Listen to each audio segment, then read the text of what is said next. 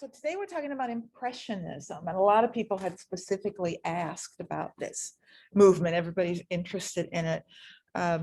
Before we start, though, I want to talk a little bit about the idea of labeling artists and works of art, because we're coming right to a point where things are changing. You know, last week I talked a bit about the difference between a style and a movement, that in earlier periods, we just always referred to style, like the Renaissance style, the Baroque style, the neoclassical style, Romanticism. But as we get later in the 19th century, and especially by 1870 or so, what brings groups together is not so much how the work looks as it is the goals and intentions of the artist.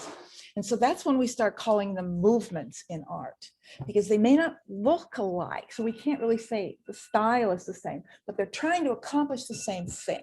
So that's one thing I'd mentioned before. So I'm going to use the word movement more often than style. The other thing I want to talk about is the general idea of labeling art. Now, we label art for one reason and one reason only, categorize it, because it's helpful. And the minute that stops being helpful, we should stop doing it, when it starts being more confusing. We label because students like you to label. They want to pigeonhole, they want to understand, they want, tell you this is this so I can learn that, whatever. And most of the time that's fine in earlier periods.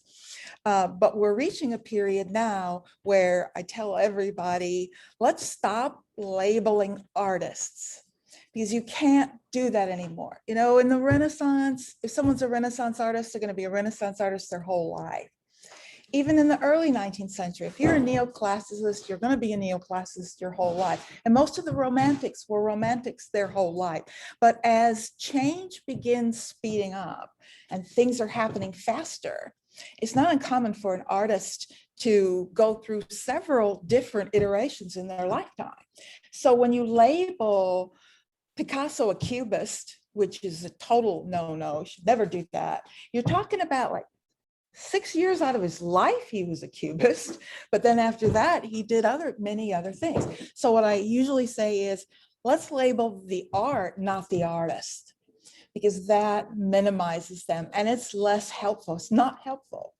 You can't understand what's happening if you limit that person to one idea.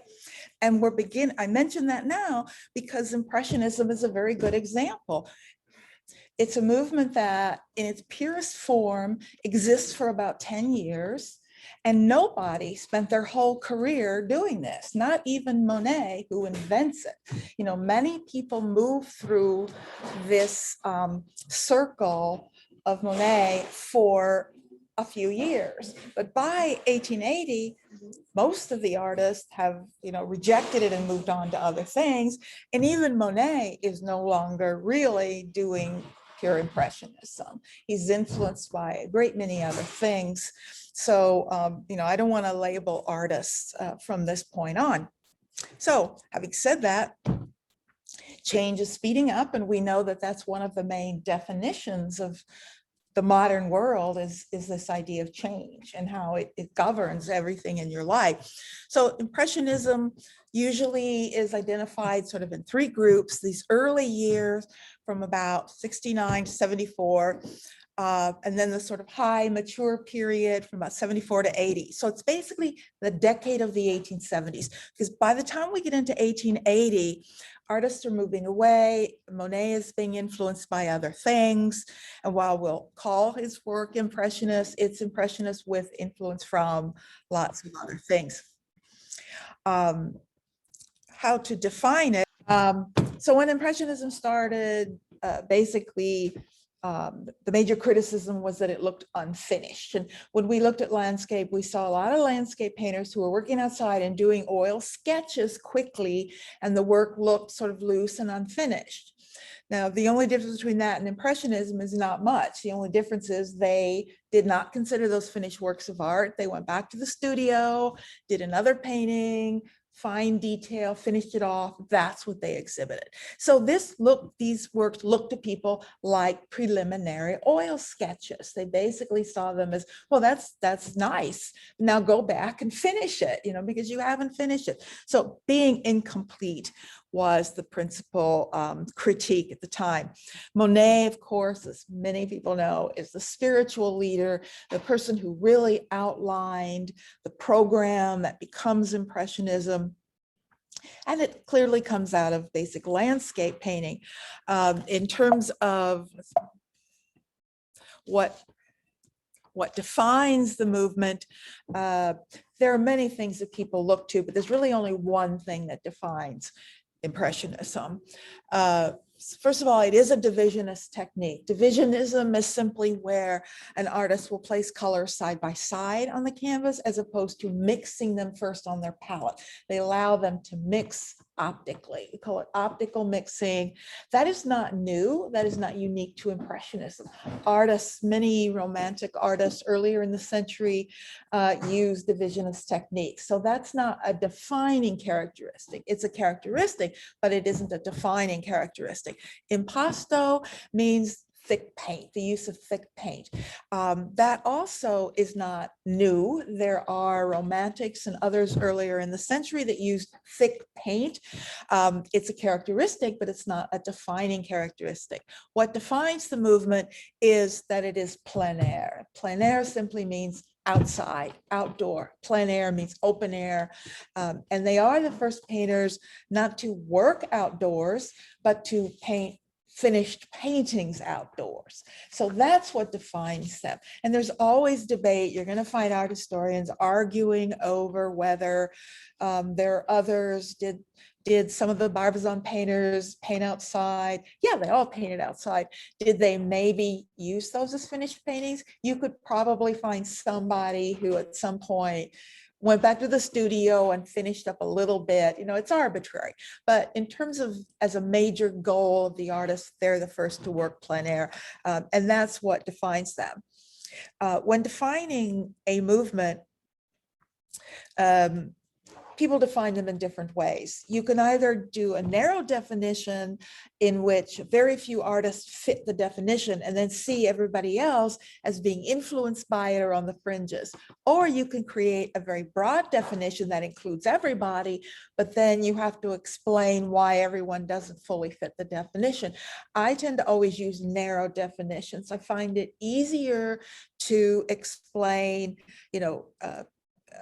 a narrow group, and I can be very precise and everyone absolutely fits the definition, and then look at a bunch of other people around it and on the fringes and say they're influenced by it or they briefly go through a period.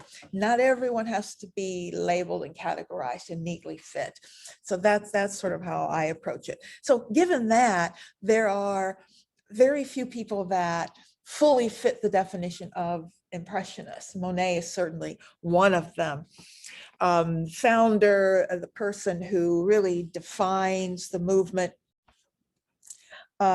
influenced by all of the landscape that he's seen, influenced by travels that he's been on. We'll talk about that when we reach that point. In general, what they're going to do is reject outline because outline doesn't exist in the real world. Impressionism is a continuation of realism. This is realism, but it's focusing on one aspect of reality. We saw the first generation of realists who were political. That was Courbet, and they were socialists, and they were focusing on the working class. That was sort of the beginning of realism. Then the second generation, that was last week, Manet, Degas, they were the flaneurs. They were focusing not on politics so much as social relationships in Paris, social interactions of classes and the like. They were observers. This is sort of the third generation. And what they're focusing on, it's not political and it's not social. They're focusing on perception, like visual perception. What is the reality of what we actually see? What do we really see? And how do we see it? So much of making art is learning how to look, learning how to see. And when you first begin studying art, making art, I think the biggest revelations are that the world doesn't look like you thought it looks, because once you become an active looker, you begin seeing things you didn't realize were there. You see colors you didn't know were there, because so much of our lives, we allow our brain to interpret and tell us things. And the brain can actually lie to you. It lies to you all the time because it knows what it expects to see. So that's what it tells you. But if you can bypass that perceptual shift that happens in your mind, then you can begin to really see that shadows aren't black, they're full of color. And outside, what color are shadows? Outside, they're blue. They're going to be the complement of whatever color our sun is. And we have a yellow-orange sun, so its shadows are going to be blue. And we'll talk about why that is a little more as well. So using colors differently, seeing these violets and blues everywhere, which our brain sort of wipes out. It's like, what color is the sun on a bright, sunny winter day? It's not white. It's brilliant blue. It really is. But your mind knows snow is white, so it tells you that's what you see. But you can't fool a camera. Camera's going to see what it sees. You take a photograph outside on a bright, sunny, snowy day and look at it, that snow is brilliant blue. It just glows blue. So that's one way to, you have to bypass the human brain, and cameras are good for doing that. So they help you see. So these are sort of the techniques that he's starting with. And this is an early work. This is a little bit before it's fully developed Impressionism. Now, this generation, Monet, each generation is younger than the one before. So he's the first generation who's not touched at all by Romanticism. Even Manet and Degas were a little older. And so when they were young, they were exposed to the Romantic movement. And so that's something they have to think about, and that's going to either that they're going to react to. But this generation can't remember anything before realism. I mean, that's it to them. Their Courbet is like their earliest sort of artistic expression. So they're not dealing with the same sorts of things. Monet briefly studied at the Swiss Academy, one of those private schools, same one that's been around since like 1825. And that's a lot of landscape painters were meeting there, remember? And that's where he met with a lot of young artists. And this he painted from actually view from his own house on the seaside. And you can see he's breaking up colors. It's very much a divisionist technique. It's very loosely painted, and yet there's still a sharp definition, and some areas are very sharp. But it's all about light. It's beginning to be about light. What do we see? What colors do we really see? It makes an interesting comparison to sort of Corot. Corot is somebody we're going to come back to more and more because he was such an important landscape painter. And remember, we looked at these two versions of his Bridget Narni. The one on the top is the one he did on site, plein air, but it was just a color study. And then he took this back to his studio, and under artificial lights, he paints this version of it. And they're really quite different. This is the difference of the previous romantics. Yes, this is very lively. He's really capturing the outdoor light, very large sort of segments of color, quickly painted, very much like Monet. This painting has more in common with this one than it does this one, much more so than his finished work. This is what people expected to see. This is what people expected to see when Monet showed this. And it didn't have the polish, the finish, the slick surfaces, the smooth blending. It rather had these large patches of color, but it also had this wonderful believable sense of light. So he's right on the edge here, more influenced by the oil studies of the previous generation than the finished paintings.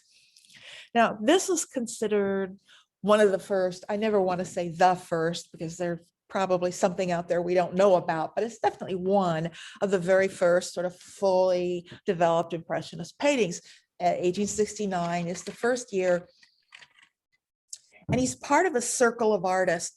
They're known as the Café Gabois Circle. Remember when we talked about the rebuilding of Paris and during the Second Empire and the widening of the streets and how that brought people out, and you started to have these outdoor cafes and cafe culture began. And that's what we're talking about here. It's this one cafe where this circle of like-minded young artists came together, and these were places where ideas were born and discussed and developed, and part of that circle, and this is where they all came together. This is where those ideas are all playing out and taking form. Now let's look at what we've got here. Le Grand Rouillet. Grand Rouillet means frog pond. Grand Rouillet means frog. Le Grand Rouillet is the frog pond. And that was the name of this place. It's an actual sort of outdoor, kind of a floating restaurant and bathing place. You can see there are a few people in the water. Bathing wasn't common, they called it bathing. We would call it swimming. It was not common at all in the 19th century. It was very rare, at least in France and at this time. It does later become kind of a health thing, but that isn't the case yet. So not many people are in the water. And it's a very quick glimpse of this. First of all, let me show you, I have a print of this place. This is not Monet or anything. I don't know who made the print, but it's a print of Le Grand Rouillet, the same place. And you can see people enjoying the water and each other. And that's what it is. It's just an entertainment place. So as a subject, not that different from what particularly Degas was doing with his racetrack scenes and ballet scenes and scenes of places where people came for entertainment. But Monet is not interested in the sociology of that place the way Degas was or Manet was. He's interested in one thing, and that's light. How does the light fall on these various objects and forms? In fact, for most of the Impressionists, subject matter is totally irrelevant. It's going to be outside because I want to see natural light and I want to see how it reflects. It's also a beautiful expression of this new sense of modernity, as Baudelaire described it. Remember, he described the modern world as a kind of experience and a fleeting experience. Like everything's changing, we're moving through the world fast, we don't focus on things in detail. It's as if he's walking by this place and he glances over and then moves on. And so nothing's clear, nothing's sharp. It suggests immediacy. It suggests something in motion or in flux. And that's because of the way he's handling the paint. Also, if you've ever worked outside, drawing, painting, anything, you've got to work quick because the light changes like that. It can be very frustrating. You have the beautiful image in front of you and the light's perfect. You can't even hesitate for 5 minutes, that light could change like that. And definitely within 20 minutes, it's completely different. So it forces you to work quickly to capture what you see. So the working method parallels sort of the intentions of the artist, and it also parallels the sort of contemporary idea about what the modern world is and how we see the modern world, and it all comes together. It's amazing how such minimal gestures can suggest reality, because it is amazingly believable, even though it's very loose. There's no detail. The water, I mean, when you really look at it, see, the closer you get, the more aware you are of the marks that he's making. The further you are, the more you get it the way he means it to be seen. And that's another thing we're going to talk about, an unintended impact from Impressionism has to do with impasto and the thick paint and the way you are so very conscious of that paint. You don't get it as much when you're looking at a reproduction like this, but if you're physically in front of an Impressionist painting, you are very aware of the physical paint. You can't miss it. It's thick, it's right there. And it tends to flatten out the scene because you're drawn, because it's on the surface. And we'll talk about that because the next generation of artists is going to talk about that. And that helps them think more about the flatness of the picture plane. It's not something they're Impressionists are doing on purpose, but it is a result of the way they work, putting thick paint on. The figures, he has very little interest in the details of the figures because he's not a figure painter and it's not what it's about. It's about light. Okay, that was 69, right? So what happens in 1870? I'm not testing you, but it was the Franco-Prussian War. And followed by the Paris Commune, that horrible few months in Paris when everybody's eating rats and they're trapped in the city and it's just horrid. Well, a lot of people got out during the Franco-Prussian War, and Monet was one of them. He went to London, as did many French artists and art dealers. And while he was in London, he met a very important person in the art world, and to him and to many other artists, and that is the art dealer Paul Durand-Ruel, who was the art dealer for the Barbizon painters. And you can actually see what looks like a Corot on the back wall here. And the Barbizon painters were, by the 1870s, like they were the older guys now and immensely popular. He will go on to be the art dealer for most of the post-impressionists. And I mean, he's really one of the most important figures in Paris at this time. Monet also, while he was in London, got to see a lot of Turner's, and Turner's paintings have a huge impact on him. And I'll show you one of Turner's in a minute and remind you of that. So spending a few months in London was very important for him. Well, I'll show you one right now. Things like this. Remember, Turner, the romantic landscape painter in London, is painting, the elements. This is romanticism. It's not Impressionism at all, but nonetheless, the way he's working, the divisionist techniques, thicker paint, impasto in some places, some of his paintings become almost abstract. They're so sort of caught up in the sort of romantic expression of the elements. But Monet saw that, and it very much impressed him, and it will have an impact on a lot of French artists from this period on. Now, after he gets back to Paris, when all that's over, and now we're finally in the Third Republic, Paris, France has some stability now through the rest of the century. All that turmoil is over. Well, the revolutions are over anyway. And one of the things, which is not at all a typical of Impressionism, is strangely the work that gave it its name, and that's Impression Sunrise, which he painted in 73. It was a really quick study done out of a window in the harbor at Le Havre, and not typical of his work. It's painted very thinly, very dilute paint. He's just experimenting here with really thin paint. It's a night scene, which is not what he does because he's interested in the sun and sunlight. And when it was exhibited, and we'll talk about when that was in a minute, a critic referenced it and was mocking it basically and said something about it just being an impression, not really a scene, which was meant to be a derogatory, but the name just stuck, and they're called the Impressionists. There are several art movements that got their names that way, from a critic who used the term in an abusive way, like Cubism, for example, is another example, but it just stuck. And that's where Impressionism gets its name, but it's not a typical work. Now, this is undoubtedly influenced by Turner to a certain extent, because it's very much about the fog and the elements, and you can see he's exactly trying to do what Turner did, but it's also influenced by a series of paintings by Whistler. And we haven't looked at Whistler. I'll try and get him in later in the class. He doesn't, painters like Whistler have a tendency to fall by the wayside because they don't fit anywhere.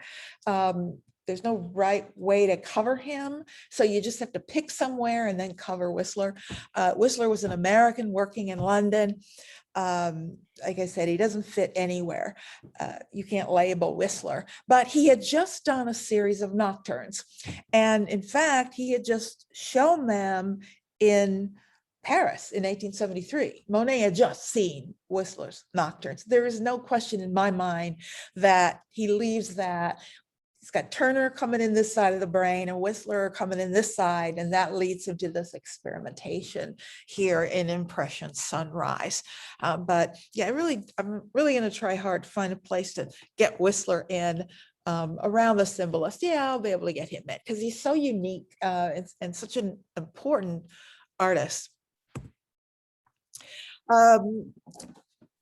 Monet kept working outside in summers. Summer is the landscape painter's time. Now, this is not a Monet painting. This is a Manet painting of Monet. Now, lest you find this confusing, because students always do, they actually were confused during their own lifetimes because Manet was the older artist. He was well known.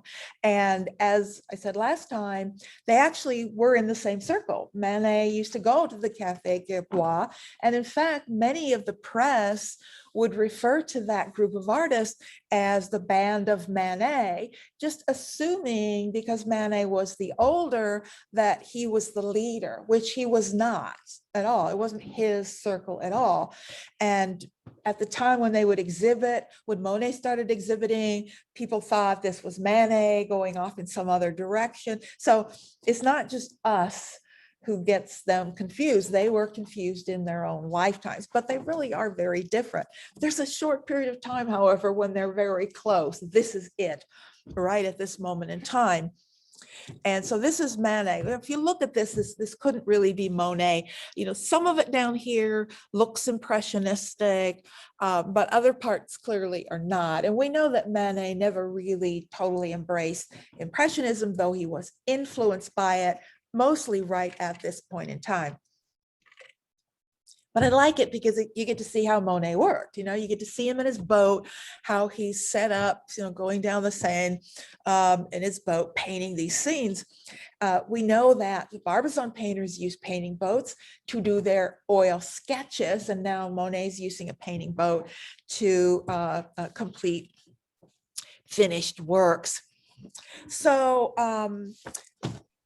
again, something we talked about last time was this group, this Café Gerbois circle, which is made up of people who are going to be known as Impressionists and some others. Manet was part of that group. Degas was part of that group. This is when they began planning their exhibition. This exhibition that from 74 to 86, there were 8 of them, the so-called Impressionist exhibitions. I tend to call them the Société exhibitions. Is the real name of the group was Société des Artistes, painters, sculptors, and graveurs, printers. But it wasn't really an Impressionist group. It's a dissident group. Anybody who was not happy with the salon, the official exhibition. This is when Degas comes up with the idea that, well, let's say that if you show in our exhibitions, you can't show at the salon. You got to make a commitment to us, the independent avant-garde group, or the salon. So this is when Manet breaks with the group, because remember, Manet was addicted to the salon. He couldn't give up that wish to be accepted. So they split in 74. And he does not show in this independent exhibition.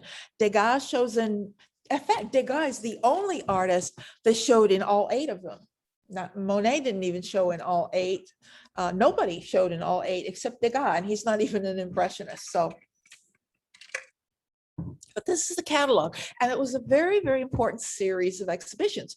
It was inspired by Courbet's, Courbet's Pavilion of Realism, where he was the first dissident to rent this space and set up his own show when the salon rejected 3 of his 14 paintings, which I'm still amazed at this man. He shows 11 works in this salon and still is angry with them because they rejected 3. But it was a precedent, and these guys are picking up on that precedent. If he can do it, we can do it.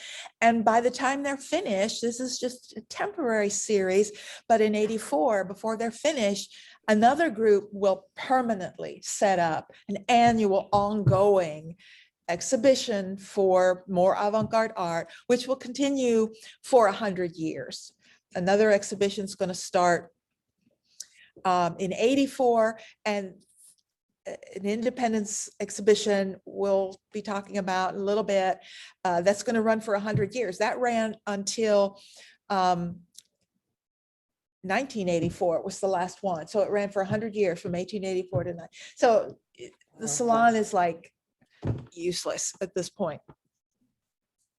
Fully developed Impressionism, impasto, flat work. This is his wife, Camille, with one of their children. He had quite a few. And it's very typical Impressionism. It's sort of very thickly painted, very large blotches of color, a lot of blue.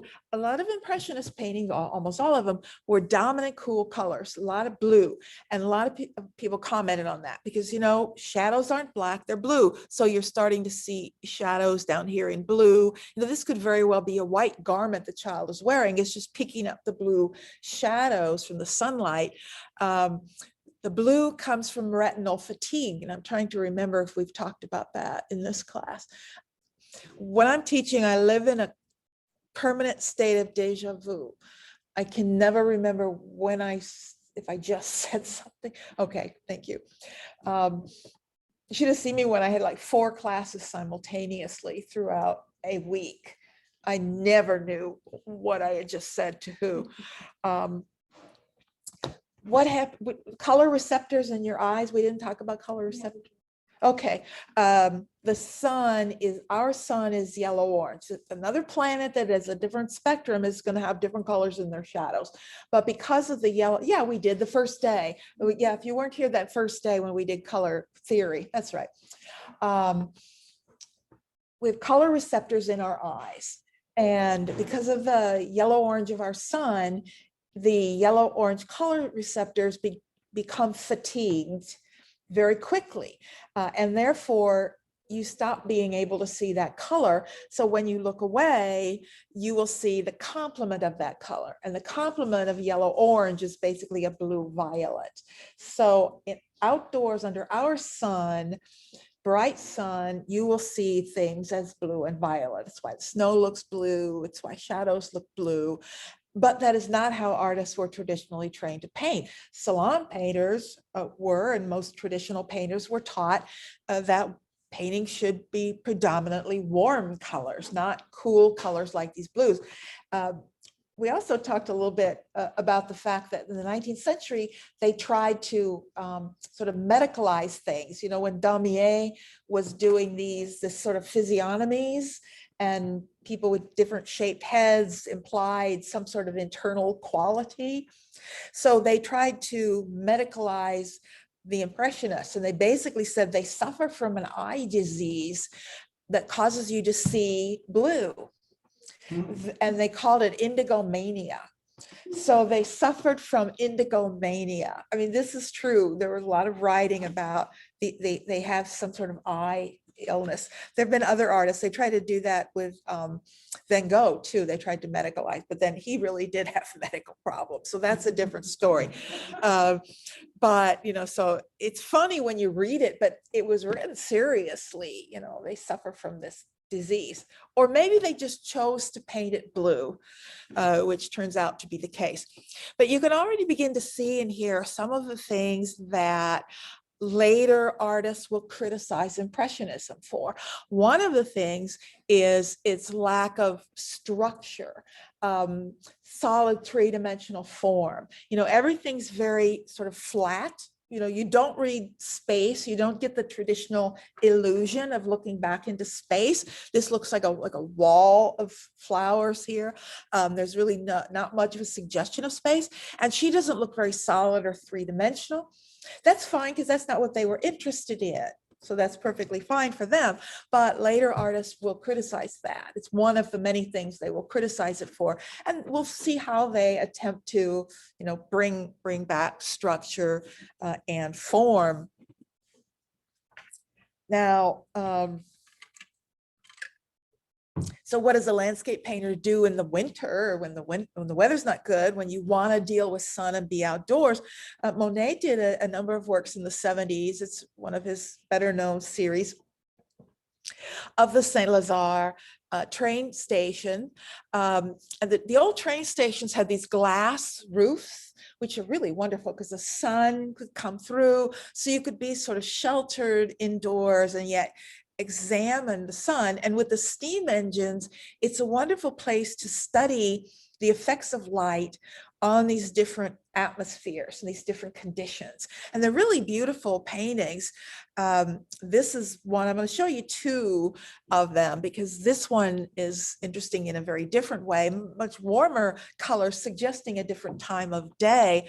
But the thing is, when you're painting like Camille in the garden or whatever, you're really not dealing with social issues. You're not commenting on anything. It can really just be about what you see. It can just be about light, etc.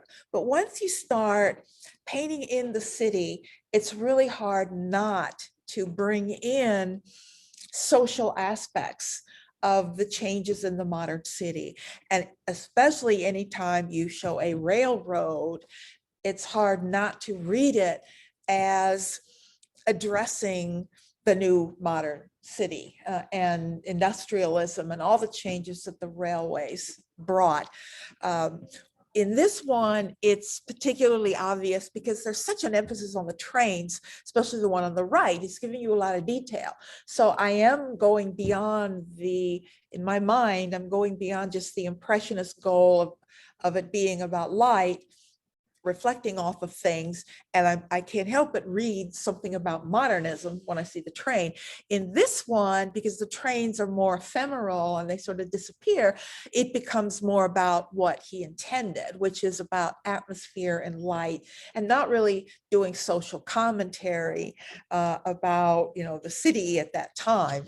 They're both beautiful paintings. All this series are.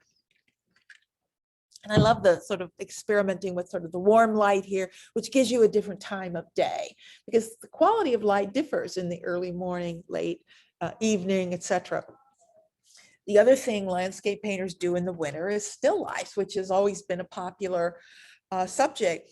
What I find interesting about this one is, you know, I will swear, I have nothing in writing to verify this, but I'll swear he has drugged this table over to the window so that he can get natural light coming in, because this feels to all the world like natural light. That's what he wants, that sunlight coming in, and he's trying to get it. He's basically laying this out like a landscape. It's just, it happens to be a landscape of fruit as opposed to a landscape of hills. It's not his forte, and I'm going to bring this back and compare it to later work of a post-impressionist, and see, you know, how they relate to one another. But it's the same goals. Nothing has changed. It's just that, you know, he has to do what he has to do. But this is 1880, and this is when things are changing. So they dominate the 70s. Throughout the 70s, the Impressionists are the dominant avant-garde in Paris. They are the young men who are stirring up, you know, everybody. They're the dominant avant-garde. But by 1880, they're not. The 80s and the 90s is the most interesting 2 decades of the whole century, because there are so many things happening. Yes. I think one of the things that you haven't discussed that I thought was interesting was that the public outrage at this first exhibit of the 74. Oh yeah, they had riots, and there had to be a kind of a social and political. Okay, let's talk about that. Yeah, I just wanted to. The 74. You know, it always amazes me how angry people can get about art. It's something I've learned to live with. But even today, people, for whatever reason, take art really personally. And that's why they get angry. I mean, you're not going to get angry if you don't take it personally, but they take it personally. And it's something that I've tried to struggle to understand, because it's really hard for me to put myself in their position. But this always happens. And it gets harder and harder for artists to evoke that. But you still do it. I mean, you'll still have today rights about art.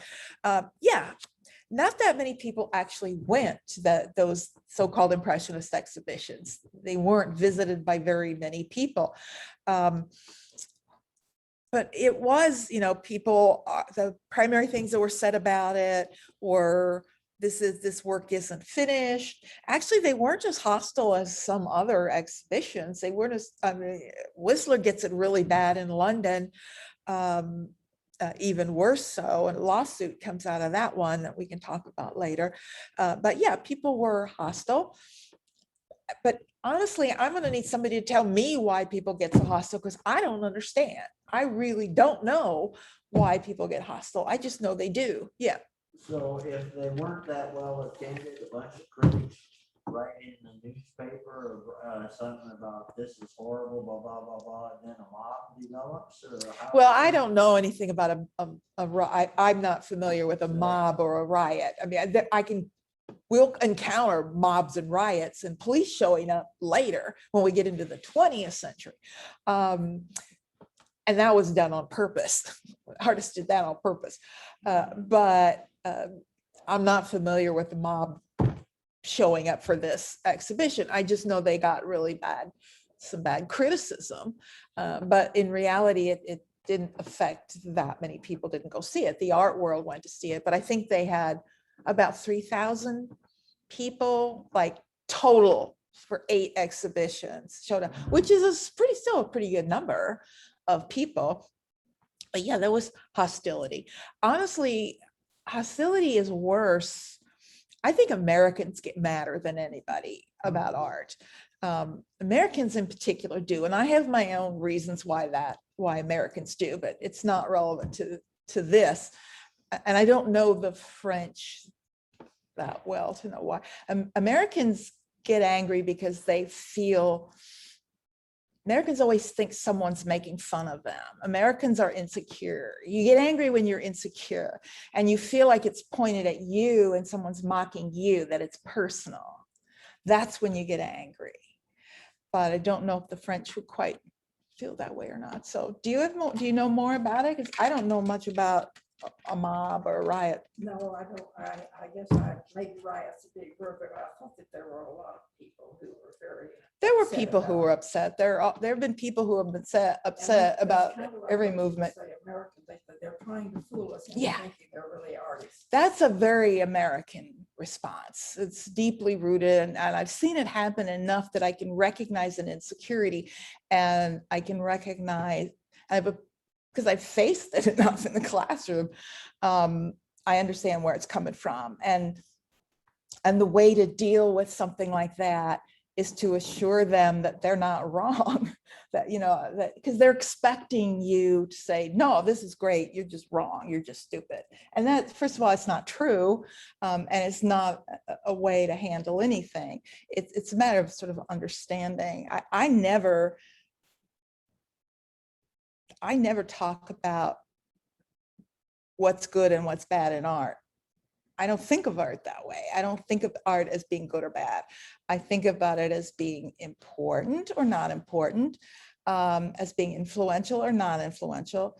I think of it as being successful or not successful. And that's not the same thing as being good or bad. Success to me has to do with accomplishing the artist's intention. If an artist wants to accomplish this and communicate this idea, have they succeeded in doing that? And that's very different from, the concept of good and bad really, to me, is kind of meaningless. If you like it, you don't like it, that's okay. It doesn't matter. I don't think there is a such thing as necessarily as good or bad art, because we all respond differently to different art. But I definitely think some art's more successful than others. Absolutely. And there are different choices to be made. But yeah, it was not greeted well, but arts, avant-garde is not, from the very beginning, when we saw Jericho talking about this need for opposition, that great art's not going to happen unless it faces opposition. That's a very modern concept, that you need that, thesis, antithesis, and out of that comes good things. If there's no opposition, it's not going to be good art. That's what avant-garde is based on. If somebody's not getting the opposition, then you're not doing it right. You know, if you're not pissing somebody off, you're not doing it right. You know, you're not pushing it the right way. So that's sort of accepted at this point. And the next generation in the 80s, they're going to expect it. They're going to want that. We're getting really close to this idea of the bohemian artist who takes pride in nobody liking their art, that's important. That means it's successful, not for its own sake, but because you've pushed it farther than most people can understand. That's not these guys, not yet, but we're getting really close. Now, what happens in the 80s is new movements come into play. The 80s and 90s is the first period where many things are happening at the same time. Many avant-gardes are battling one another for pride of determining or defining themselves as avant-garde. And we're going to talk about the symbolists, and everybody's influenced by the symbolist movement. It's a very, very important movement of the 80s and the 90s, including Monet. Monet's most, for me, Monet's most beautiful works are the 80s and the 90s and some of those series. And they're actually not really pure impressionism. They're very influenced by the symbolist movement. They have a romantic quality that his earlier work of the 70s doesn't have. And this is a really good example of Monet in the 80s. I don't know how well you can see that, but on my screen, that's a beautiful painting. I'm seeing it at a weird angle here. I want to see what it looks like where you are. Yeah, you're not seeing it as pretty as it actually is. That's too bad, because I'm seeing it here. The colors, not sure what that was. What just fell? Oh, the remote control. It's okay. The color of this painting is really stunning. The yellows, the greens, the blues. Now this technique is everything about it is impressionist. However, this lighting, the way he's creating space, this is actually very romantic. It's a romanticized image. Nothing romanticizes more than color. What I mean by that is it's poetic, it's evocative, it's suggestive. That's what we're going to see symbolist art is doing.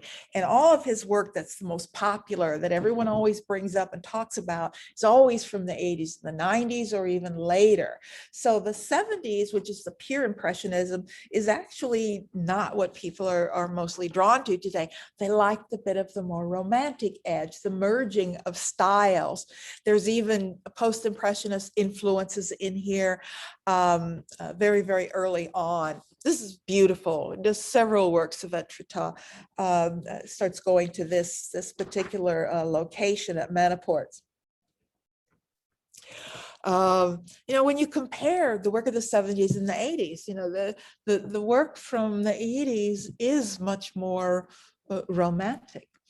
More emotional, has some emotion to it, where now the earlier work just seems rather cold, because it is. I mean, that was the intent. It was just about light. This is the one in the Nelson. It's really hard to reproduce. It's a good size. I don't know why I don't have the dimensions on there, but it's fairly large. It's one of his largest pieces, and it's actually so thick. The paint's so thick that it's almost abstract. It's actually kind of hard in person to see the image. You have to stand back from it because it just looks like the impasto is so thick. But it's a beautiful painting, but it's also late, from the 80s. Check it out next time you're at the Nelson. Now he moves, of course, everyone knows about this late period, to his permanent home at Giverny in 83, where he has his large garden. And this is where he begins to work on his serial pieces. These are from the 90s. All the serial works are from the 90s, meaning works in a series. And they're all very influenced by symbolists. By the 90s, they're influenced by post-impressionists. I can see Van Gogh influence in his work by the 90s, somewhat Cezanne. I'm not seeing definitely Seurat. So there's a whole lot of other things that are feeding into these works, particularly I brought you two of my favorite of his serial series, the haystacks, or sometimes called the grain stacks. It was a huge art historical debate a few years ago saying we can't call these haystacks because that's not hay. We should call them grain stacks. And it was this big deal. Anyway, so for a while, everybody called them grain stacks, and now they're all calling them haystacks again. Art historians are very weird people sometimes. Anyway, if you're going to study light, you need to look at it different times of the day, different seasons of the year, and repeat it. There's simple forms. You know, he really doesn't travel very far from his home anymore, just a small distance around where he lives. They're a sort of nondescript, unimportant objects, and yet he gives them importance by elevating them and putting them in a painting like this. These are meant to be seen together in large numbers. That's where they really begin to take on sort of connections.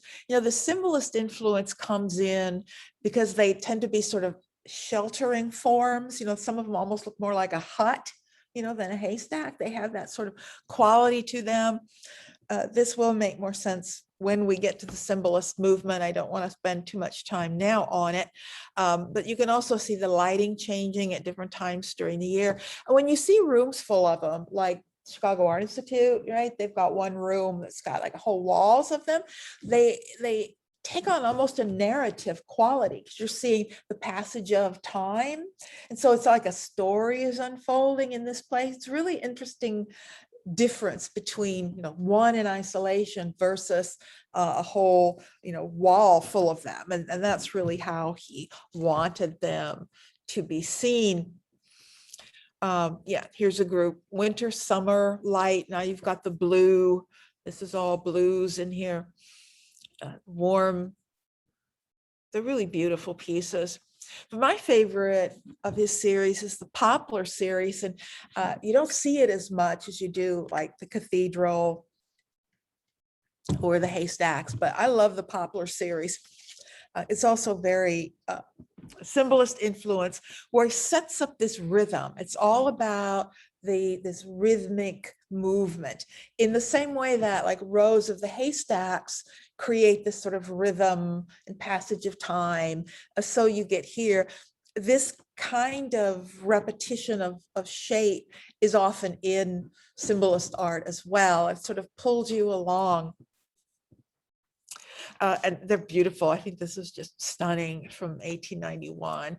And, you know, I would define this as a impressionist / symbolist work in the way it's sort of poetic and evocative, and it creates a mood. That's what symbolist art does. Yes. Do you know where any of these are located? No, the specific ones, I don't know. I know that the Art Institute has a huge collection of Impressionism. It's one of, Chicago Art Institute.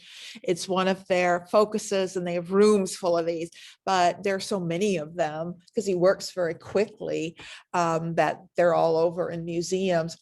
But thanks for bringing this up because I forgot to talk about how he worked. Let me back this up. When he would work on, like, say, a series like this, he would typically be working on 5 or 6 canvases at the same time. And he would go out, set up, because these are still plein air, and he would work, say, for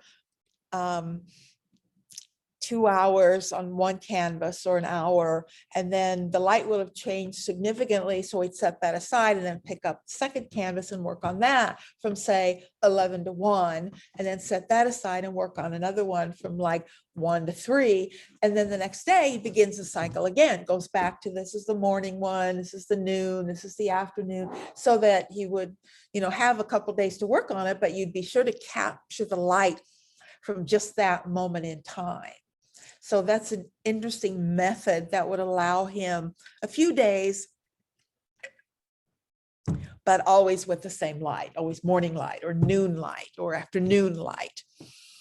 So that's one way to work on it. But yeah, you can find these everywhere. And the point I was making about the symbolist influence is that, although we'll talk more about it, one of the things that symbolist art will do is attempt to be evocative and poetic. What they're trying to do is to create a mood without being specific. It won't be a specific narrative or story, but nonetheless, it will create a mood. They're trying to find a parallel for poetry. How do you have visual poetry? Because poetry can evoke a feeling without being a specific narrative. It doesn't tell you a specific story. It's just grouping words and phrases and things together in such a way that it evokes a mood. And that's what they're trying to do. That's what the symbolists are doing. And that's definitely what Monet is doing here. While the earlier work wasn't trying to create a mood or anything particularly emotional. And these works absolutely do that. He extended over time. He has this big pond put in, bridge built in order to expand the work. I love this painting. Now I'm not saying it's great painting. I'm saying I love this painting. Different thing entirely. It's okay to not love this painting, but I love it because I'm partial to landscape. And just all the greens, all the different greens. Greens are such beautiful colors, and there's so many, infinite range of greens out there to work with. You see the blue shadows too. Everywhere there's blue, you read it as a shadow. It just automatically, your mind knows how to read that. So this is just stunning. And here's a photo of the actual bridge with Monet. He's got a lot of greenery on it here, but at this point there's not. So I don't know when that photo was taken, but it does exist. And of course, we're all familiar with the water lilies. This is a smaller one, 1903. Monet lives until 1926. Now he's still living and working through so much is happening in Europe between 1900 and 1926. The world is changing and all that's going on. So it would be shocking if he weren't somehow influenced by all of these incredible 20th century ideas, and not so much here, but in the later work, his works become more and more abstract. The larger ones, these are still smaller ones. The larger ones are later still, and they do become almost abstract. But even by 1915, there are artists working totally abstractly in Paris and all over in Europe. So non-objective art has begun by 1915, certainly by 25, and he's aware of it. So a lot of the sort of abstraction his later work takes on is partially because it's more difficult for him to work as he's getting older, but it's also, he's still being influenced by what's happening in the world. And this is a very typical size, the sort of 6.5 by 14. And what we learned later is how many of these relate to one another. We really didn't for a long time realize that many of them are panoramas, that it's not just this painting, but it actually connects to another painting, which connects to another painting. And once that was really realized, because they've gotten separated, and until somebody puts them together, you're not going to see that. The majority, that's not what you see here, but the majority are in the Orangerie in Paris, which has the oval rooms, and so they're on the walls in oval. So when you enter, you're surrounded by these, and that's how they're meant to be seen. I'm not sure where this was taken. I just found the image on the internet. I didn't take this, but they're trying to reproduce that look from the Orangerie, because as you can see, the two outer panels are mounted away from the wall to create a bit of a curve, so that you can see them. They've moved, when you've been, I don't know when you were last at the Nelson, but they put the one large one that we have in its own room. and you can only enter it as you're entering the 19th century. You can't, and the exit is on the other side. It really bothers me because as a historian, I want to see things chronologically. I am never going to just not do that, but I can't do, they won't let you. You cannot be in the late 19th century and then look at the Monet. You have to look at it first before you enter the century. And there's something that just inherently really drives me crazy about that. But we do have one of the big ones, and it has its own room with low lighting, and it's nice to see it, but you're seeing it out of order and out of context. How we doing out there in Zoom land? Just great. Good. Yeah, anybody have any questions or anything? Comments on anything we've talked about before we leave our friend? Peggy, before you moved here, I think a few years ago, they did borrow a couple more of the water lilies at the Nelson. And we had the whole room full of them. Oh, that would be nice. I At missed least that. 3, maybe 4, I don't remember. But it was lovely. It was Yeah. breathtaking. You Yeah. could Yeah, just there were, sit there were there. 3. It was Were there awesome. 3? Great. Yeah. Yeah, you could just sit there on that bench in the middle of the room and it was wonderful. I know they did it once in the 80s. They did it once when I was still here before I left the first time, It hasn't been many years since they did. and they One did of it them- again. One of those is off in St. Louis, one of the 3. Yeah. Yeah, St. Louis. Yeah. Yeah, too bad. Yeah, too bad I missed that. Oh, they'll do it again. Give it time. I'm sure they will. I was shocked and awed. I never thought I'd get to see that put together like that. Yeah, yeah. how- Peggy, Yes. I thought it was his cataracts that made him paint so large and abstractly at the end. Yeah, I mean, there's always that. Everyone, most everybody was half blind back then. I mean, when you think about it today, we have eyeglasses and things. I mean, what if you had none of that? I mean, they have eyeglasses, but it's not uncommon. But yeah, he was older and he had cataracts, and that probably had something to do with it. But he also knew, I don't like diminishing entirely the influence of what's going on around him. It's some combination of all of that. So yeah, it's a combination of everything that causes people to do that. I don't like to totally medicalize things. Okay. The second artist who could be considered fully an impressionist, at least for a little while, is Renoir, who in the 70s was a very important part of that circle around Monet, but only briefly and not 100% of the time. While he does impressionist work, at the same time, he's doing work that is clearly not. Renoir was a very successful portrait painter, and he's not going to stop doing that. I like Renoir, but Renoir's reputation has risen and fallen over the years, and you never quite know at any given moment whether he's in favor or out of favor. And there are reasons for that. He does some marvelous things, and he does some probably less marvelous things. And we'll see some of that. But I do like that self-portrait. It's great. Speaking of, made for and shown at the Salon. Renoir was until 74, when they kind of laid down the law and said, you show with us or you show at the Salon. He was very much a salon painter. And after those exhibitions, he's also a salon painter. So he is someone who's perfectly capable of painting for the Salon. And this is very much like the salon paintings that we saw last week, painting for a market, where you get, remember what they wanted was something vaguely referencing classicism.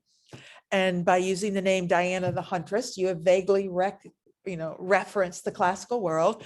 They wanted nude women and they wanted slick surfaces. That's what the middle class who were going to the official salon academies. And he was very good at doing that. So this is sort of an early Renoir, but it's before he met and became part of the circle. Now, I find this interesting. He's met Monet in 69. They're meeting at the Café Gerbois, talking about all these ideas of plein air, and they're painting together, clearly. This is Renoir's version of Le Grand Rouillet, the same painting that Monet did, and yet there's really a clear difference. I love the idea that two painters can stand side by side, look at the same thing, and paint something entirely different. And that's absolutely the case here. When you put them side by side, the differences are there, and they really are differences that reflect the personalities of these two very different people. Renoir is, first of all, always a figure painter. He never gives up on the figure. Monet was never a figure painter. He doesn't care about people or painting people at all, but Renoir does. In fact, he continues to be a portrait painter. So first of all, the figures are going to play a more important role. They're going to be more well-defined. He also has a more romantic personality. And you see that in the colors. There are certain colors that he embraces. He absolutely loves this sort of, I'm not sure what you're going to call it, like a salmon-like color. You'll see this in his work all the time, but it's a very romantic color, more pastel colors. The whole scene is more romantic. Monet's is more matter of fact. He gives us a more distance view. He stands back more from the people. Renoir pulls up a little closer. I can literally imagine these two standing side by side while they worked on these. I imagine they really were together painting these scenes. There are differences because people are coming and going and moving, but there are also similarities. I mean, they're handling the water in somewhat similar ways, turning the trees very differently, but particularly the figures. But this is Renoir working outdoors, following all of the goals of Monet. But Renoir was also very interested in the life of the city. He's not, in many ways, I could see him also closer to Manet and Degas. He is a man of the city. He walks the city and looks at the city. He's not only embracing an impressionist agenda. He has very much a realist agenda in the vein of a Manet and a Degas. I love this cartoon because it's sort of speaking about the life of the city, where you've got the sort of upper classes at the opera juxtaposed with the sort of lower middle classes at the Théâtre Français, which was more of a sort of working class body theater. So it's sort of the equivalent of the two as they're mocking the people. But these are the places that everyone was interested in. We know that Manet and Degas visited and painted these places, particularly the opera. The Paris Opera. This was one of those sort of reputable places. We know Manet and Degas were drawn to the cafes and the nightlife. These were sort of disreputable places, but opera also is there. And, we saw this last year, if you were in that class, but this is where Renoir is being the flaneur, like Manet, Degas, he was the flaneur. He was the man who walked the streets, observed socially. And that's the context of this work. The problem is, and I see it done all the time, when you label an artist, you get in trouble. When you decide that Renoir is an impressionist, and therefore this must be impressionist because Renoir painted it, then you're in trouble, because this most definitely is not impressionism. This is just realism, just like Manet, just like Degas. That's why we don't label artists anymore. So this is Renoir observing the city, and this is really an interesting painting. Yeah, So you've got critics or various artists, you know, you showed two guys painting side by side. You're trying to describe what a guy has painted in words, because there's no television or TV or like we've got now, to get them to go look at it. And then the individuals that go look at it will have two different opinions in their own words, right? right. So, so that's how they end up yelling at each other. different Right. critics, Well, right? criticism is very different today than it was in the 19th century. In fact, criticism is so in flux. Some people will say that art criticism is dead.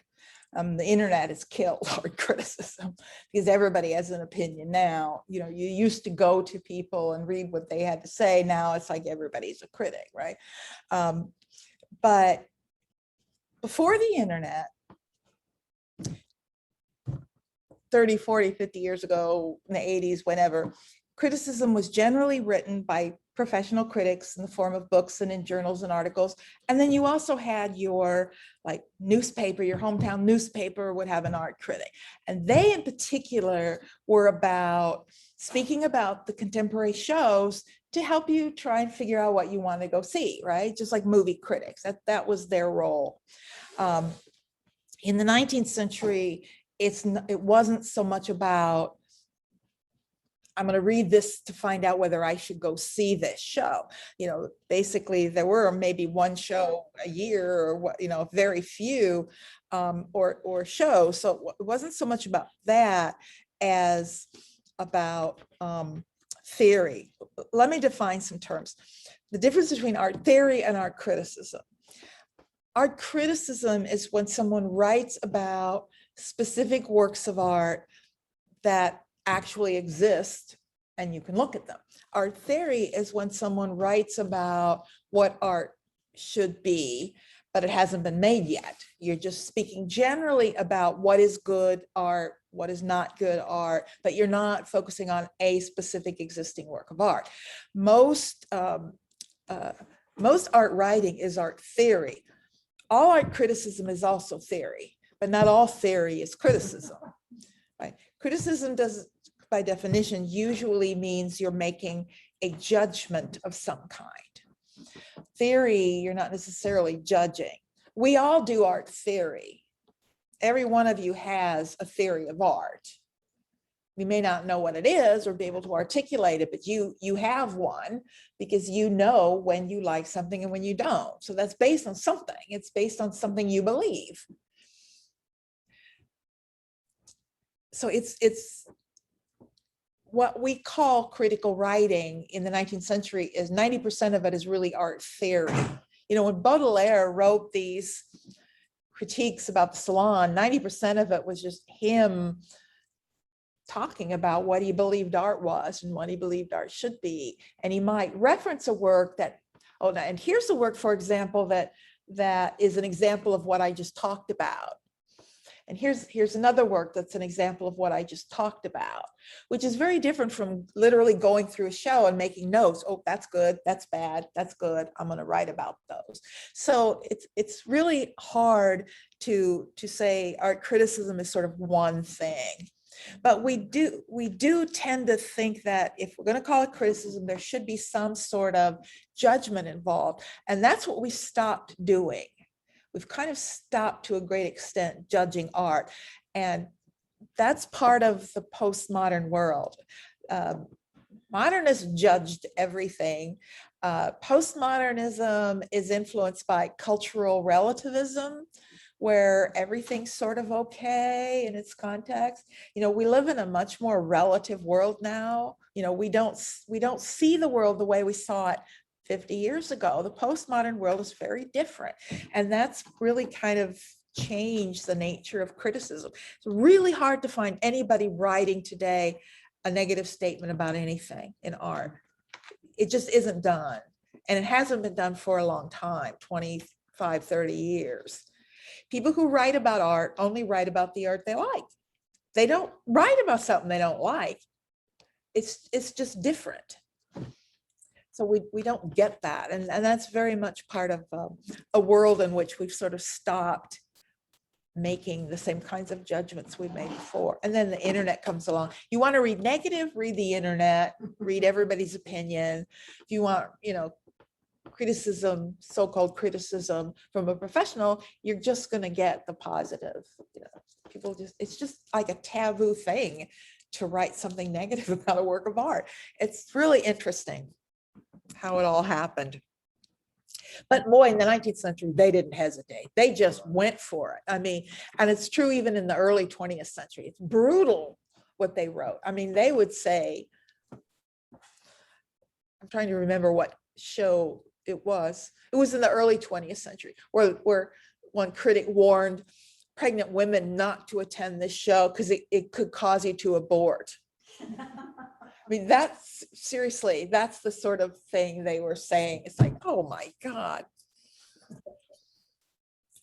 Okay.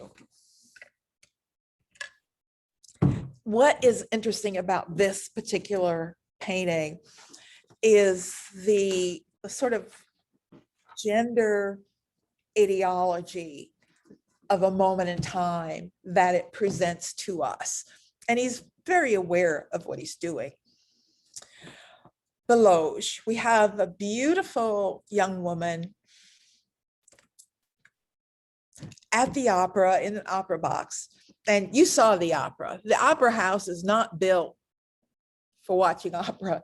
It's built for watching other people in other boxes across from you. I mean, that was the main activity, was to see who was wearing what, who was with who. This is where you went to be seen and to see others.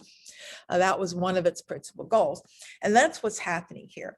You have this young woman who's set up front. The women are put up front because they're on display, and the men are sort of more surreptitiously slightly behind so that they can look across and look at all the other women in all of the other booths. That was the intention. This is about the power dynamics of seeing and being seen. Who's there to be observed, who's there to be doing the observing. What's interesting is sort of our point of view. This is an opera box. So where is the viewer? We're kind of like in front of her. So we would be like suspended 40 feet in the air, hanging over the opera house. So the point of view suggests that we're looking at her through our own opera glasses from across the way. She's being looked on. That makes her up close. There's no other way a viewer could be in this position. So we, as the observer, are kind of playing the role of flaneur, not quite voyeur, because she's out there to be seen. I wouldn't call this voyeuristic because everybody knows what's going on. So we're observing her in the same way that the guy in the back is observing someone else. Now notice she has opera glasses, but she's not using them because she's not there for that reason. She's there to be seen, not to look. So it's about reinforcing the sort of social prerogative of men to look at women. I mean, that's kind of what it's about. And they're all playing into it. It's every one of them is playing into this. So it's the essence of a moment in time. And I think that's why I like it as a historian, because it is so much of this, a particular moment in time. I have a question about Yeah. that painting. To me, it looks very much impressionist. It just seems like an impressionist painting to me. How would you paint it or how would it have been painted so it would be? Well, first of all, it's not outdoors. Impressionist art is outdoors in the sun. If it's not in the sun, then you're not following Impressionism. It's not plein air. It's not painted in person. He's not standing in front of them painting it. And those are the definition of Impressionism. Any indoor painting is not Impressionism. But if you had them sitting there in the background with sun or something, they could paint it exactly the same way. If Would anybody, the colors be different? the colors will be entirely different because you would have like light, you would have real sunlight. So the colors would be different. Those paintings where it was sort of indoor, but it was pulled over to the window, so you got natural light. That's, I could buy that, it's natural light and you're studying that light of the sun. And it's not plein air, he's not playing, this is a studio painting with artificial light. So it can't be impressionist. It's not the loose paint handling that makes it impressionist. People have been painting loosely. Actually, you can go back to the Baroque in the 17th century, Rubens painted loose paint handling. That's not what defines them. It's the plein air painting outside in sunlight. That's what defines them. And this is sort of neither. But it is someone who has learned from impressionist work. He's learned, like, he's using the same brushwork he would use if he were outside. It's that loose brushwork. And he even has a sense of, I think he's learned more about light, and he's giving blue shadows, even though indoors he wouldn't have seen blue shadows. It would have been a different coloring of shadows, but he's learned that, and so he's using those blue shadows here, and he's eliminated outline. So he's taking things he's learned from his impressionist work and he's applying it here. So it's definitely influenced by Impressionism. The subject matter is also not Impressionism because he's making social commentary, and real Impressionist work is not making social commentary at all. So that takes it into the realm of, it's just simple realism. They're both realism. It's just realism for different purposes, different aspects of the real. This is the social aspect of the real versus the sort of physical, material aspect of the real. In other words, like light. How does light really bounce off of things? This is another Renoir, the first outing, where we have another theater scene. The opera is so important. The opera and the formal theater were important because these were the places where reputable women could go openly and not be looked down on. It's also where young girls were sort of introduced. It's like the debutante ball. It's where you're presented as now being available. When you have that's what this is about. This is a young girl, her first outing, her first time to the opera. She's basically being put out there on display. Okay, she's available now. She can have young men visit her, and people have noticed. You can see people out here that are looking up, that have spied her. She has her chaperone here, usually an older woman, often a widow, but usually an older woman to be chaperoning her, and she's excited about it. I mean, she's leaning forward. This is an exciting moment. So it's another sort of social aspect of this place and time. And there's that color. He loves that. He gets criticized a lot. A lot of people today do not like his colors, that sort of salmon-y color. They don't bother me, but I know I've seen a lot of criticism of works like that. And he's giving us this very loose and abstracted detailing back here to make it far away and to keep our attention where he wants it to be. This is usually seen as one of his most impressionist works, but this is not a plein air painting. This is painted in the studio. It's when you do something over and over and over again, you get very good at it, and you don't need the same sort of exposure to do it. He's done so much outdoor painting that he can now go into the studio and paint something as if he were outdoors and actually, make people buy it. This was definitely not plein air. It's 4 foot by 6 foot. Plein air paintings are small. Nobody's ever going to paint a 6 foot canvas outdoors, except for Monet, but he had special conditions he constructed to make it possible for him to paint those great big paintings outside. And we know this is a studio painting, but he's so good at it that he knows what the light's going to look like. He knows what the shadows should look like. Ball at the Moulin de la Galette. This is iffy also because it's very much about the people. He is a figure painter. It's very much about the place. The Moulin de la Galette. Moulin means windmill. it literally translates as the pancake windmill, moulin de galets. It's where they used to make grind wheat into flour that would then be used to make cakes. There were a lot of these empty windmills in Paris. Moulin Rouge was one. They were abandoned windmills. Industrialism made them obsolete. You don't need those old-fashioned windmills anymore, but the buildings were there, and they were big buildings, and they were turned into, like the Moulin Rouge, a big nightclub, whatever.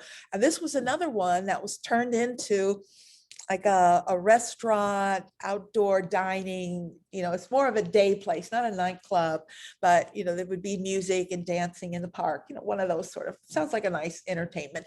And it's a place where younger people went, often sort of bohemians. This is where like artists hung out, and his friends. I mean, these are basically his friends, hung out. And this painting used to bother me terribly, particularly details like this. It just didn't look natural to me. The lighting doesn't look natural.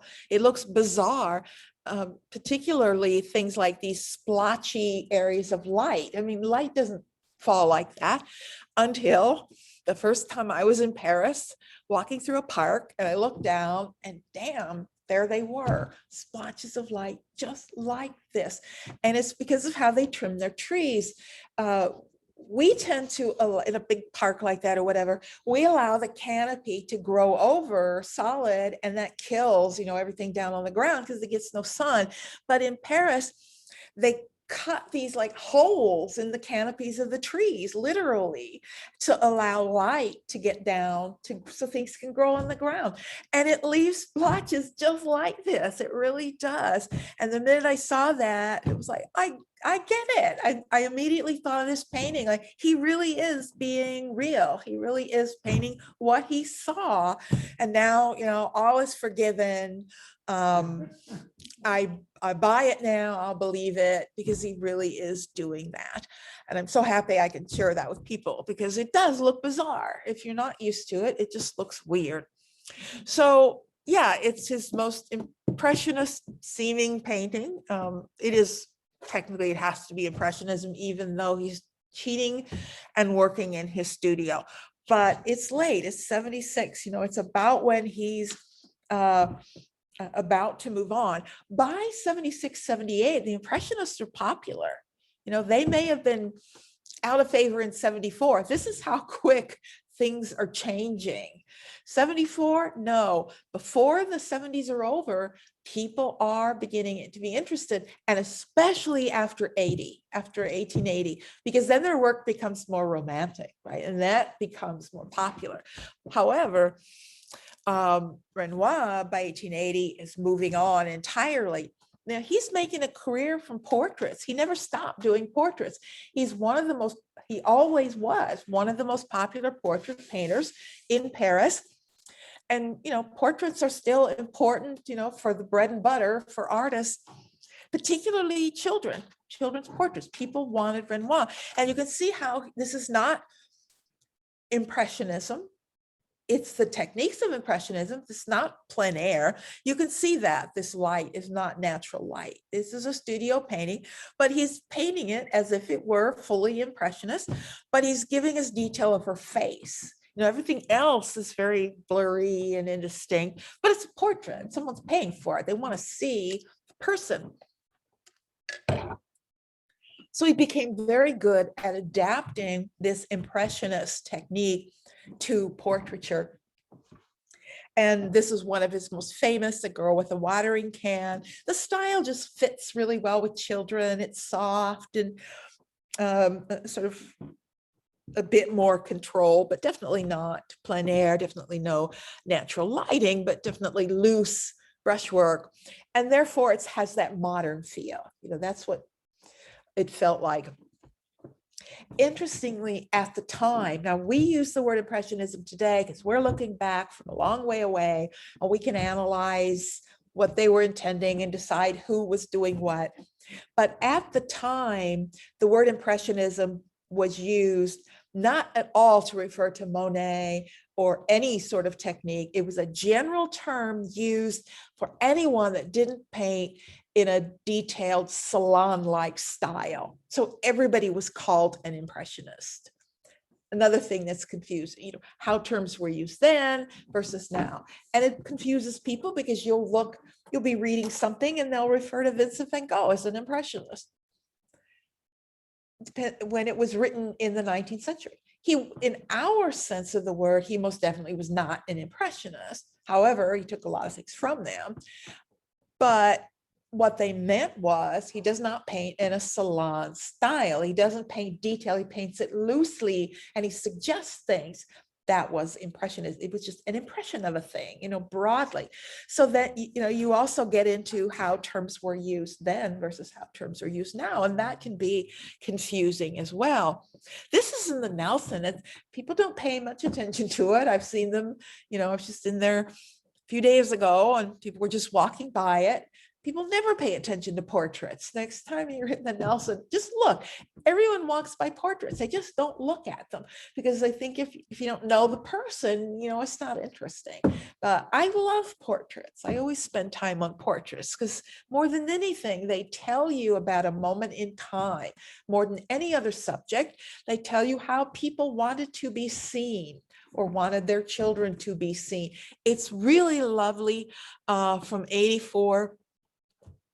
And it's a small, just a small portrait in the Nelson, but very, very Renoir. Notice the face becomes more refined. The face is going to be a little more detailed, a little less rough and loose than the others. 80. This is really right at the end of Impressionism for Renoir.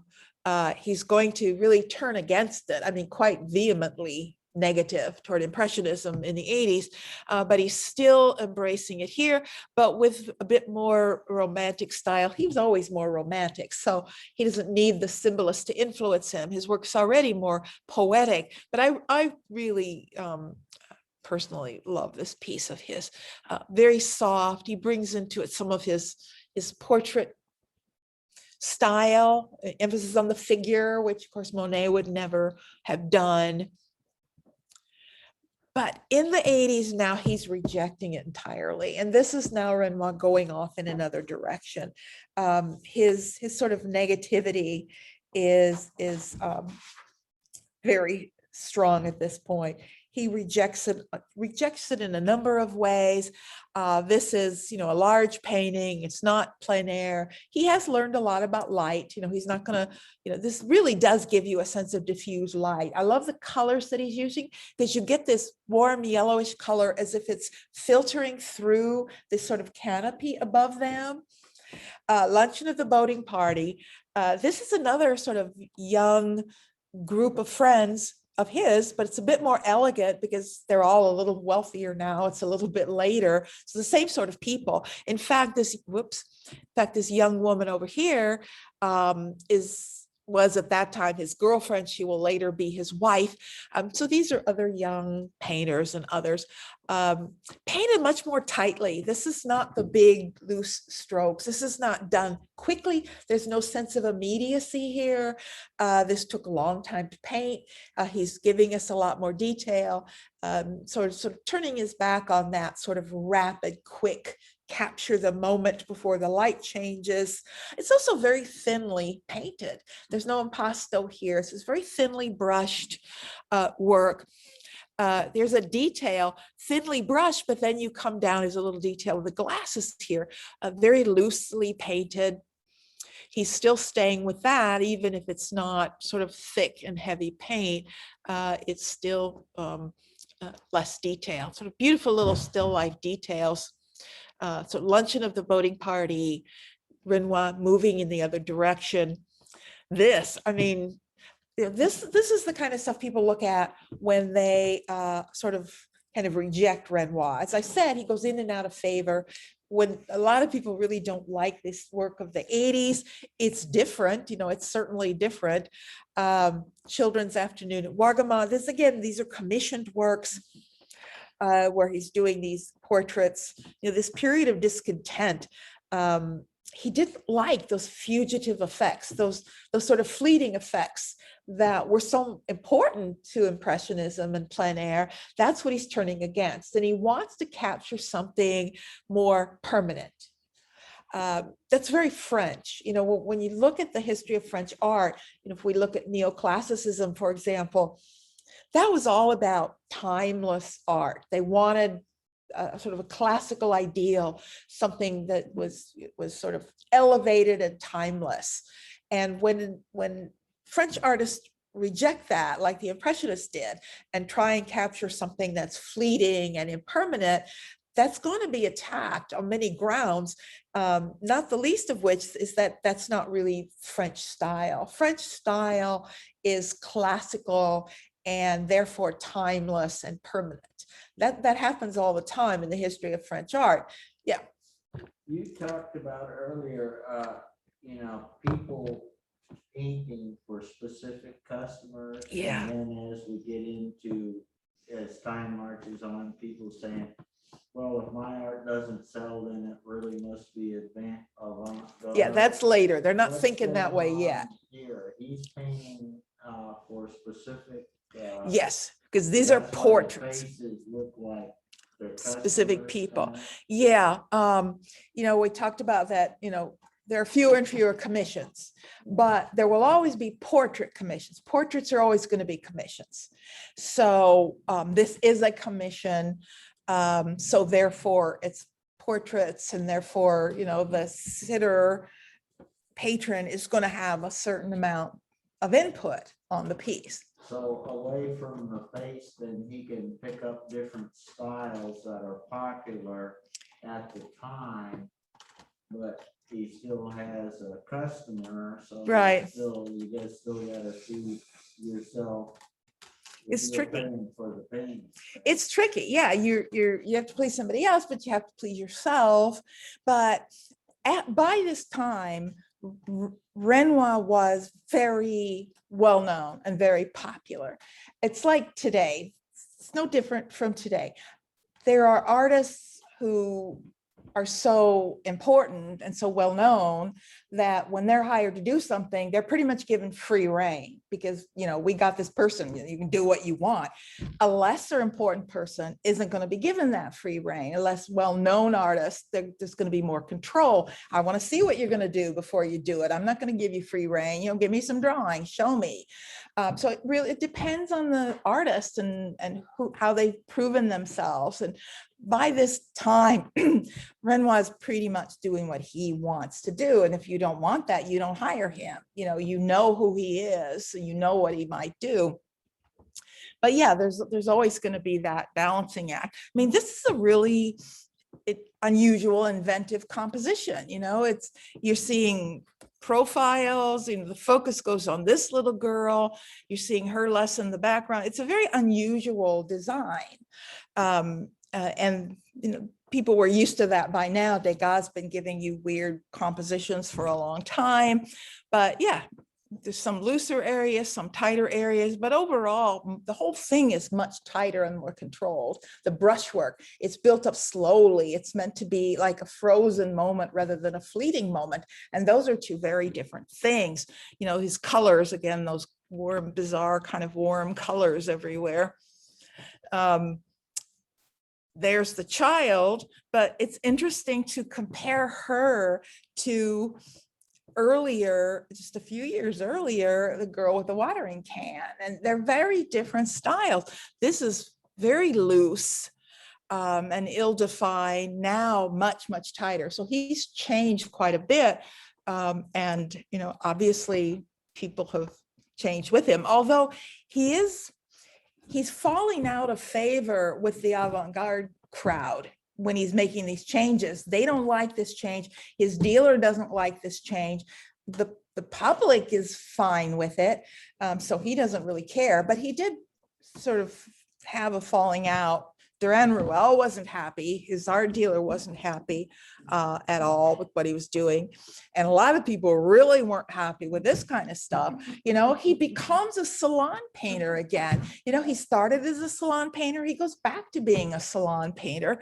The Bathers, I mean, he very intentionally did this.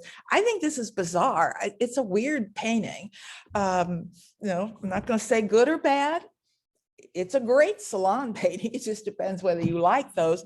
But, you know, he's tapping into salon traditions. He's giving you these slicker surfaces. Remember, that's what they wanted in the salon, these smooth, slick surfaces, but very loose here. I don't know what this is supposed to be. It's almost like an abstract passage, very abstract here, and then it dissolves into these pastels, very strange painting, and it really links to sort of Greco-Roman traditions. The only difference between traditional salon painting is he's calling this the Bathers, and he hasn't labeled it nymphs or some sort of classical name. He's not calling it Venus and the Nymphs. If he would do that, just title it differently, it would have been seen as a very, no, that's not true. It's not a traditional salon painting either, because, you know, this looseness back here, that they didn't want that in the salon. They wanted everything to be detailed and slick and finished. It's sort of like nowhere. It's not really any one thing, but that's who he became. And then the late work, he just embraces these. They just like melt. I mean, they look like they're melting, don't they? It's like cotton candy that sort of melt, and that color. You know, he's doing what we call old age style, and people have done big studies on this. I don't know if I've mentioned old age style before, but it comes up when artists get a certain age. They basically just tell everybody else to go to hell, and they do whatever they want. And if you're free enough to do that, you do it. And a lot of artists do. You see this late work, they just become more them, more themselves. And sometimes that's a good thing, and sometimes it's not. But that's what he's doing here. He's painting this because he wants to. There's no other. Peggy, Yeah. is that pastels? No, it says oil, but it's Wow. very, I know it looks like it, doesn't it? You would swear that was pastels, because that's the sort of thing you could do so beautifully in pastels, but it's very dilute oil paint that he's just pushing around on the surface.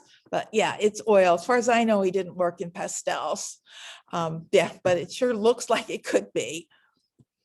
This is, I think this is the Nelson, and I personally, I actually really like this painting because I think it's one of the nicest of these late ones. There's something about this. It's not dominated by that salmon color totally. There's something just very quiet and I don't know, charming about this late piece. Unfortunately, Renoir suffered from rheumatoid arthritis, and that's debilitating. And they don't have any of the, I mean, clearly they didn't have any of the kind of medications and drugs and things that we have today that keep people functioning. But that is a horrible way to live the last 20 years of your life. And he still kept working, and he must have been in excruciating pain constantly. But he kept working for a very long time. And this is basically what is late, you know, he lived until 1919, and there is late work. This is, I think, one of the nicest of Renoir's late pieces. So check this out in the Nelson Gallery as well. I think we'll just stop there for today. What we'll do next time is I want to look at briefly 3 other artists from France. Pissarro, who's extremely important in so many ways. Camille Pissarro becomes one of the important driving forces of late 19th century French art. And then 2 women. I'm going to look at Berthe Morisot and Mary Cassatt, who were in Paris and were part of the circle. So I want to see sort of how they were and weren't part of that circle. And then I want to briefly take a look at what's going on in Germany and America. Is there Impressionism in Germany and America? How do you define impression? Impressionism is so French in its very nature. How do you have Impressionism in Germany and America? How does that relate to realism? So that's what we'll do next time. Look at some other French artists and then take a look at Germany and America. So we'll do that next week. Hopefully everything will work. Who knows? Thank you. It was very Thank you so much. You're welcome. Let me get my Zoom. Thanks, Peggy. This has just been marvelous. Oh, well, great. Carol. I love it. Yeah. I'm glad, 'cause I know that people are interested in Impressionism, and we don't often get to see people other than Monet and maybe Renoir, but there are more out there that are coming to it from different directions. And definitely I want to take a look at this beautiful German realism / Impressionism. So we'll do that next week. Well, Thank you. I've obviously forgotten a lot from, Art 101 or whatever it was right in college. But from hearing you talk, I think things that don't seem to add up, I'm going, oh, that's because the world of art and the attitudes on it and people like you have learned different things about it and have formed different opinions. So you get different information. It's not just that it was 101. So it's Right. the whole thing together that's really grand. It's all about context. Yeah. 100%. Thank you. Okay, thanks, everybody. Thank you. See you next week.